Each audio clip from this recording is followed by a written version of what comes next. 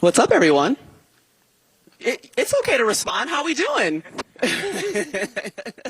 Welcome to Monday of Super Bowl. It feels so good to be here. I got to be honest, right? I flew in from New York, snow all on the ground. We land in California, and I'm like, this feels great. Your shoulders just relax, and you know it's the week, the culmination of the season. And I'm thinking all the way back to Thursday night opening. We were in Philly, rain delay, but a fun game. Here we are like 151 days later, 285 games. We've got the Seahawks, we've got the Patriots, and we're looking forward to a wonderful matchup. But if you could give your State of the Union, the storyline that pops out to you from a year gone by of regular season and playoff football, what stands out to you? It's always a game for me. As a fan, as somebody that spends a lot of time on our game and the quality of our game, the competitiveness of our game, it's a tribute to our teams. The Seahawks and the Patriots deserve so much credit for being here. It's hard to win in this league. And I think we saw the most competitive season, at least of my 44 seasons in the NFL, and a lot of seasons watching before that. You just see the excitement from our game. I think we had 70% of our games were within one score in the fourth quarter.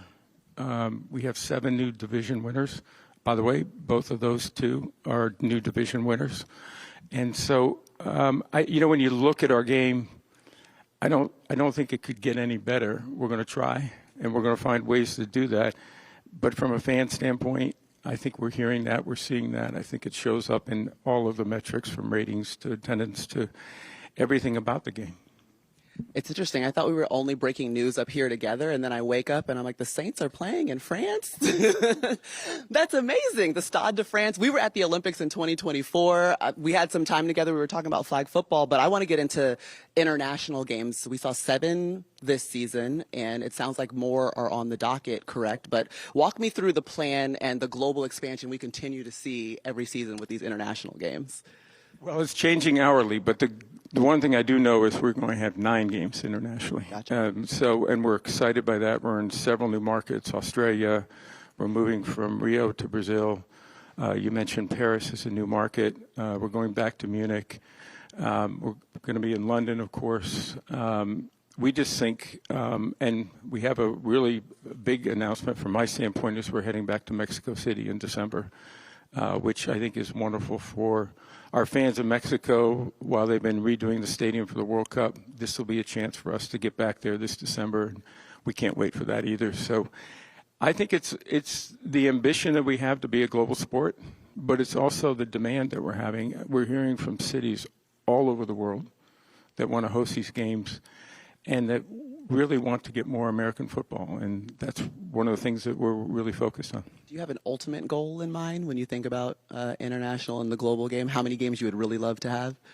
Well, I've said many times 16 games, so that every team is playing a regular season game every season. I think that's an important mark for us to go for. I think we're well on our way. And hopefully, with the desire that we have from our side, but also the desire for people to have this in their communities, in some of the greatest cities in the world, are all asking, can we do this? And I think it's now about saying no. We don't have enough capacity or don't have enough inventory. And we are getting great reactions from our teams. They all want to play. Our players loved it. One of the greatest things from last season was talking to our players and our coaches about how proud they were to be there and talk about the game, to help globalize the game. And they felt like ambassadors, I think, and they enjoyed the experience. And that's really part of it. Sure. Well, if you need someone to cover the Paris games, je parle français. Just we're putting getting it out a lot there. of volunteers for that one. Yeah, exactly. A part of the globalization of the game is obviously the push for flag football, and I kind of mentioned it a little bit, but we talked in 2024 about it coming to the Olympics in 2028, and you spearheading on that front. And so just where has the evolution of flag football, the push we're seeing in high school sports for girls flag football, where do you see the future going, and where are we at right now with the game? Well, I think it's one of the hottest sports in the world. We're actually seeing it both on the girls' side and the boys' side, the men and the women's side, and we're seeing it on a global basis. And I think actually the Olympics are going to be a lot of fun because it's going to be a real competition. We've got some great athletes that are playing in different countries around the world. And I think that's going to be, just a great culmination of, I think, the efforts that are going on around the world. And it's not just LA 28. We're looking to the next Olympics, in 32. It'll be in Australia, as you know. And so I think for us, it's meeting the demand of people who want to play this game. I'm tremendously inspired when you see people who didn't have access to this game and they have a chance to play. That's particularly true for young women. And to see what it does for them, the building of confidence, the ability to understand what we know from playing the game about the values of the game and teamwork and discipline and all the things that come with playing this game. I think it's great to be able to share that with others. 100%. It was called a powder puff game when I was in high school. So you had to pretend to play. We just called it tag. Yeah, exactly. Yeah, so. And now it's sanctioned sport. And in Georgia, where I grew up, you can win a trophy for it. One of the storylines we did have pass, which is a sad one, but Paul Tagliabue passing in November, and obviously being a visionary for the league and what he meant to you, and moving forward ways to continue to honor his legacy. Yeah, I was fortunate to work for what I think are the two greatest commissioners in sports, Pete Rozelle and then Paul Tagliabue.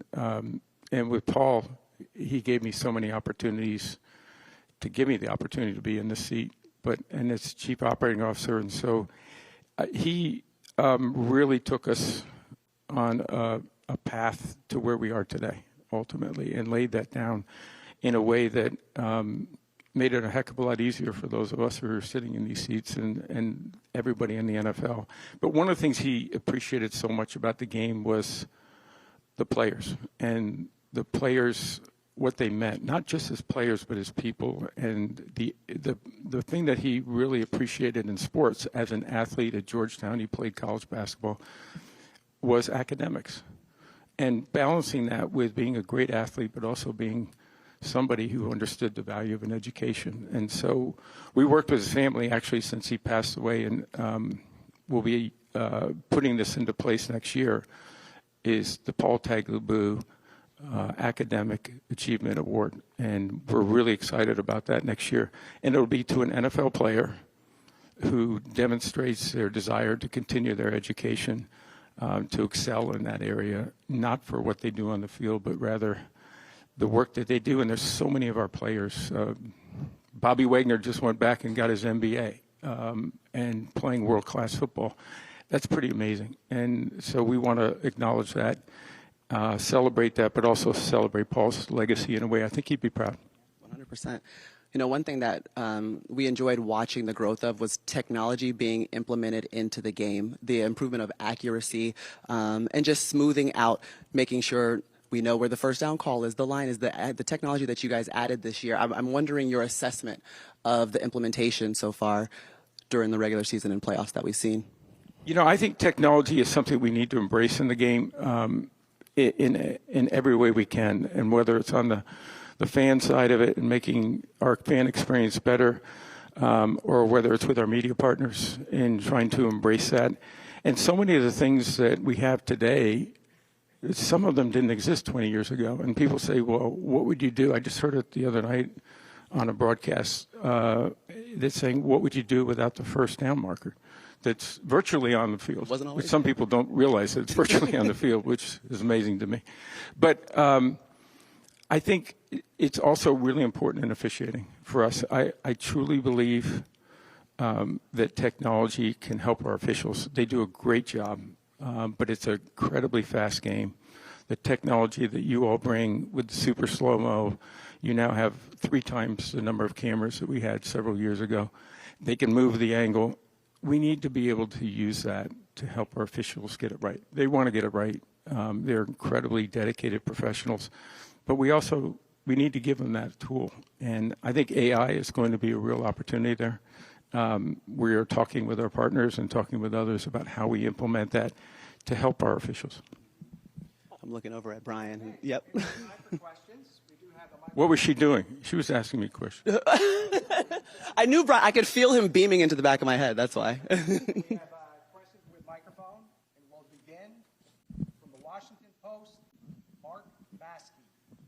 You just mentioned about the officiating. There was so much conversation particularly during the postseason, about officiating, where it is, replay, even catch rule. What specifically do you think the next steps are, and what do you think of where you are on officiating right now?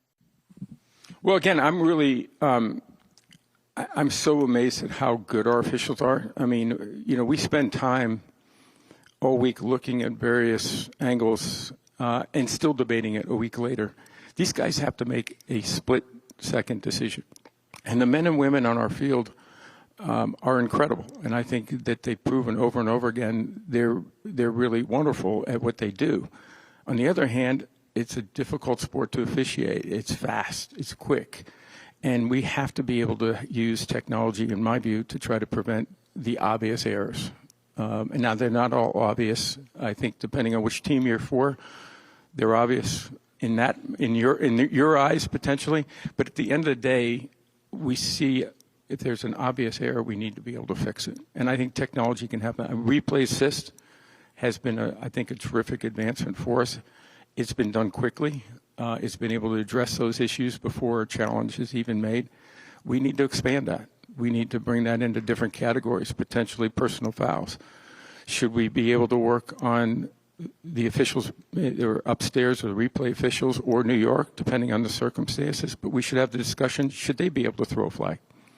So that if a flag isn't down, they could put a flag if it's an obvious error. There obviously has to be structure to that. There has to be a lot of discussion about how that happens and when. But I think all those things are things that the competition committee will spend some time on. Next up, Jason Reed, Handscape, ESPN. Hey, Roger, how you doing? Hey, Jay. Hey, I remember talking in your office back in 2019. You had said that the league is always going to look at different things about hiring. Well, since then, you guys have expanded the Rooney Rule. You have had to put in a mandate to try to address the offensive side of the ball with the coaching fellowship program. And you also put candidates in front of the decision makers. But everybody knows that this cycle is over 10 for black coaches, 1 for 9 for coaches of color. So should you just be resigned to the fact now that basically nothing you do can move the numbers between 3 to 7 on coaches and 3 to 7 on general managers, those historic numbers that we've seen? You know me too well to say I'm resigned to something where I think we need to continue to make progress. And I believe that. I believe diversity is good for us. I think we have become a more diverse league across every platform, including coaching. But we still have more work to do.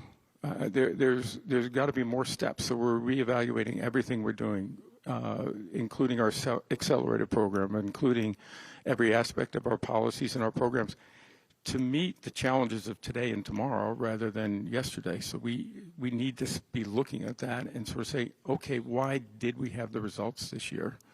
What is it that we can be doing in training or education, and that goes for not just the candidates, but also the clubs, and how we can try to continue to increase the opportunities and the outcomes ultimately.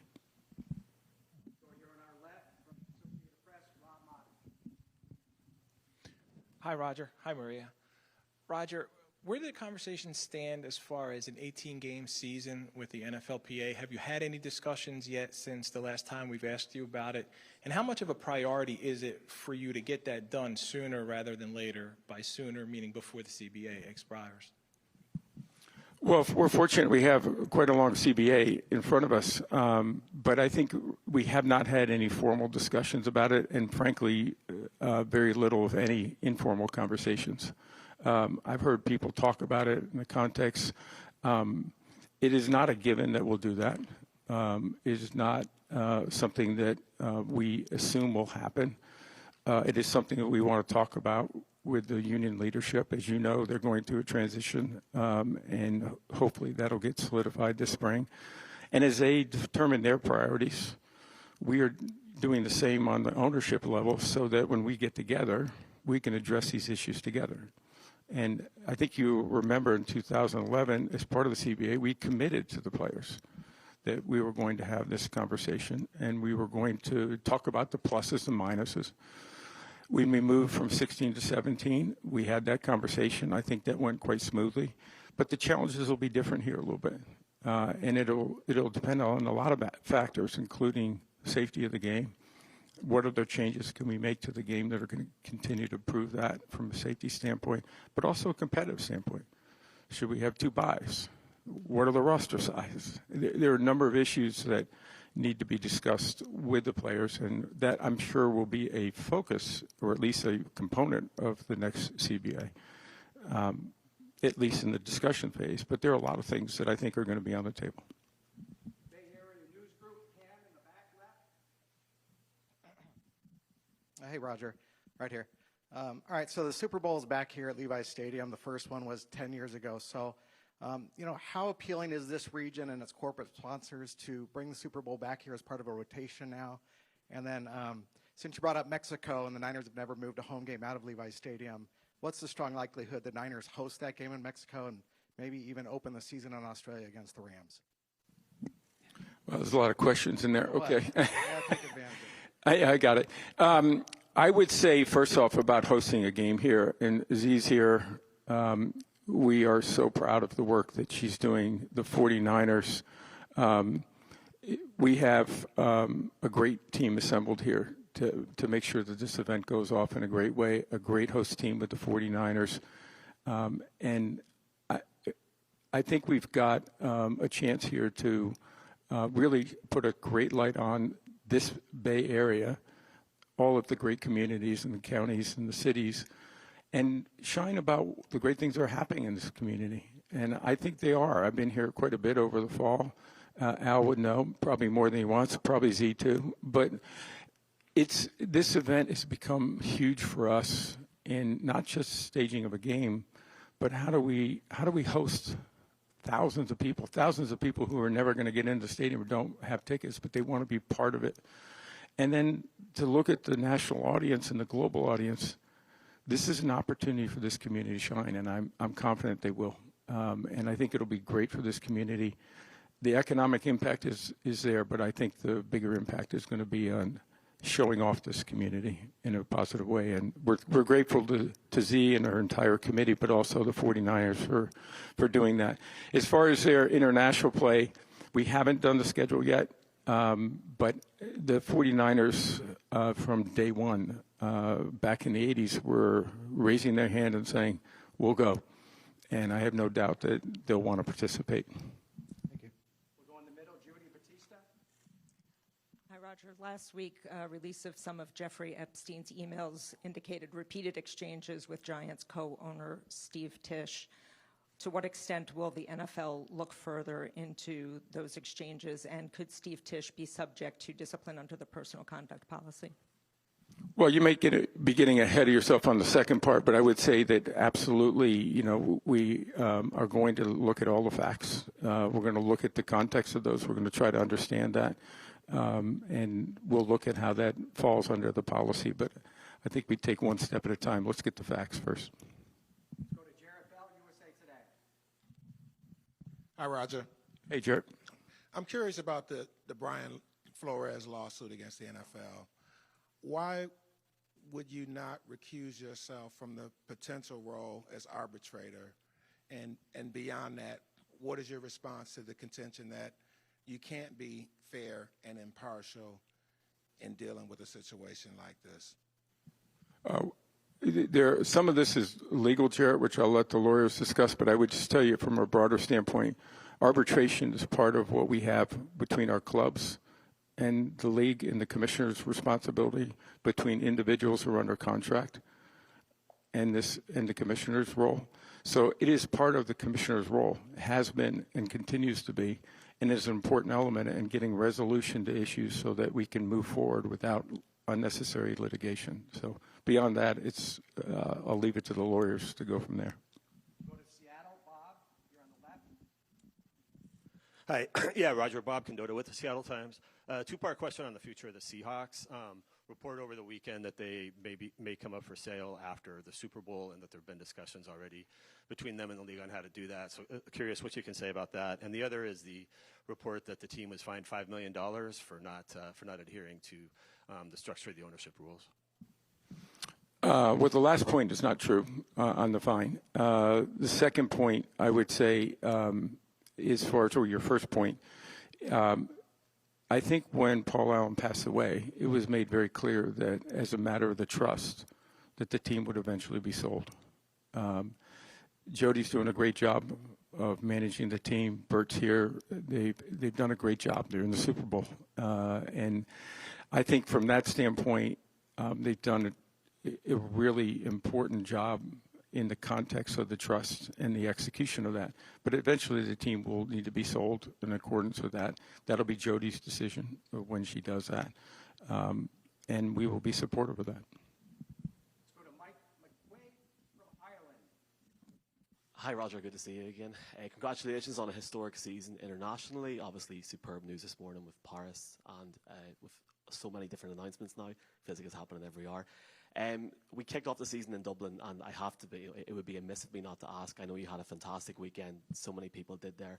Have you a blueprint for when you might come back at some point in the future, or is there anything you can tell us to update us? Yes, and by the way, we did have a wonderful time, and I think both clubs had a great time. I think our fans had a spectacular time.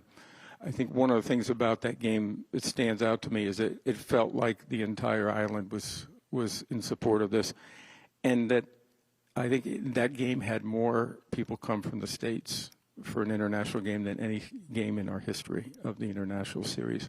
And I think that's a tribute to Ireland. And the absolute answer is we will be back.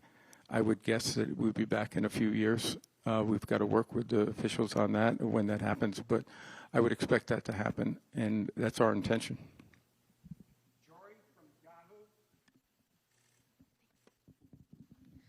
Hi, Roger. The league scheduled an accelerator program for last May, did not end up having it, whether postponed or canceled. And then we saw a lack of diversity in head coaching hiring this cycle. Do you view that as connected? And if not, why not? I don't think so. The accelerator program, first, as I mentioned before, we reevaluate every program. We evaluate every policy. That's from every time we implement something and every year, frankly, to make sure what do we do to improve it and how does it help us address the challenges in front of us. So do I think that had any impact on this hiring schedule? No. But I think long term, it's something that we want to continue and figure out how do we use that to make sure that people understand the level of talent that's out there, the extraordinary talent that's out there, and how to give them the opportunities to continue their careers. And that goes for all the talent across the entire NFL and people that are not in the NFL. I think that's what makes us great as our people, whether it's on the field or whether it's off the field. And that's something why we're to us and to me, committed to diversity.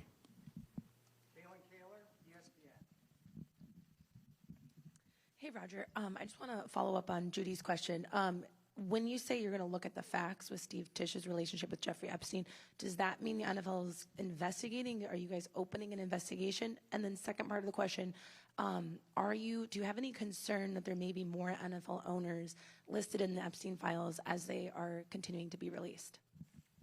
I don't even know the status of all the release. I know that 3 million documents came out last week. Listen, we'll continue to follow any of the facts that come up, and we'll determine whether we open an investigation or not based on those facts.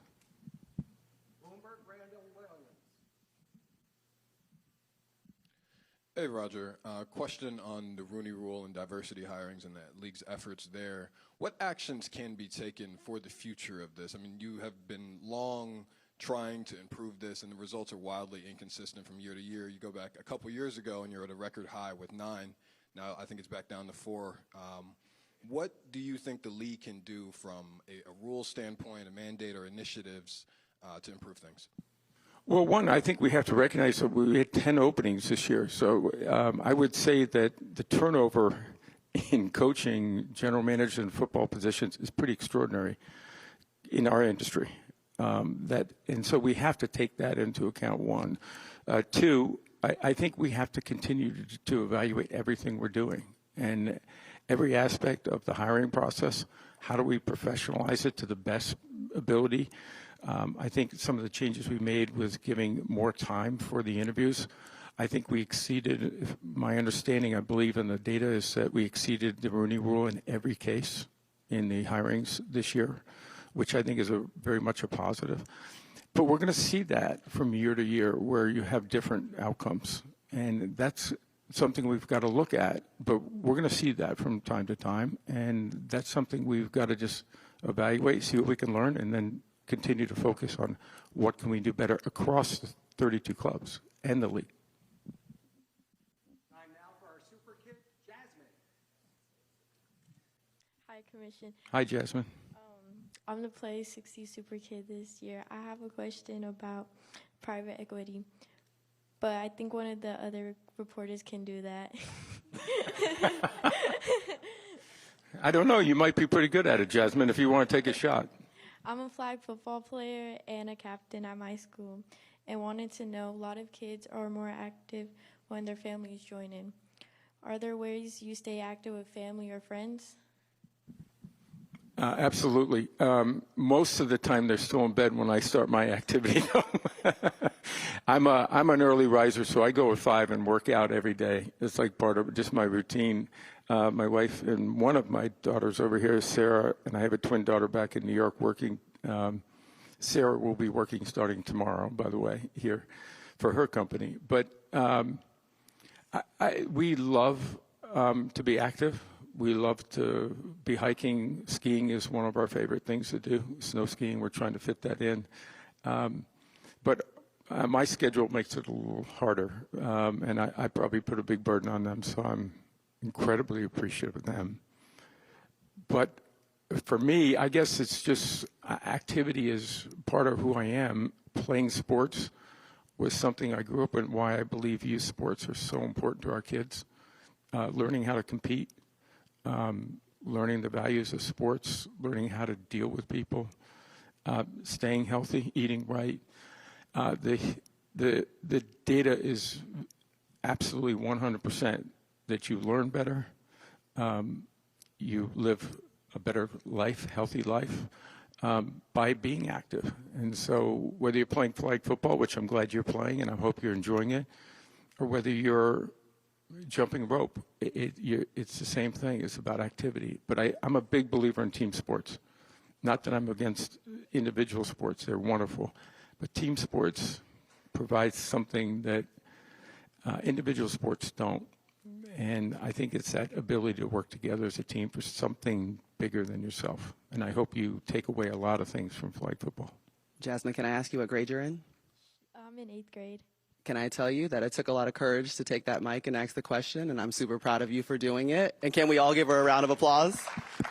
Good job, Jasmine. And I love that you're a captain, too. Keep playing. Thank you. If you want to ask that private equity question, it may not come up. So. Keep the applause going. Ben Bowling, Boston Globe. Hey, Roger.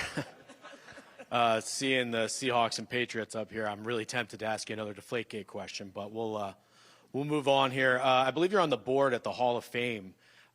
There's a report that Bill Belichick didn't get in this year. He didn't get induction. Curious your thoughts on Belichick not making the Hall of Fame. And a lot of the voters that have spoken out have cited Spygate. Do you feel, since you were the one who handed down the punishment, any responsibility on your part for, Bill not getting in this time? Well, Ben, your question may be a little misleading for everybody. Okay, so the Pro Football Hall of Fame is not in any way controlled by the NFL. We have no say in the voting process. We don't participate in the voting process. I think you know this, but I want to make sure that the question doesn't lead people to that conclusion. I think it's really an important honor, and it's something that should be done with a lot of clarity, a lot of understanding of what's expected of those voters. I'm not even sure I'm aware of it. I've never been part of that process. Our board does nothing more in the voting other than to approve the leaders of the media that participate in that.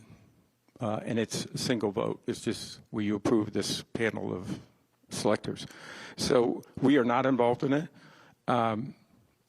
Listen, Bill Belichick's record goes without saying. Same with the Patriots and Robert Kraft, who's also a candidate. They're spectacular. They've contributed so much to this game.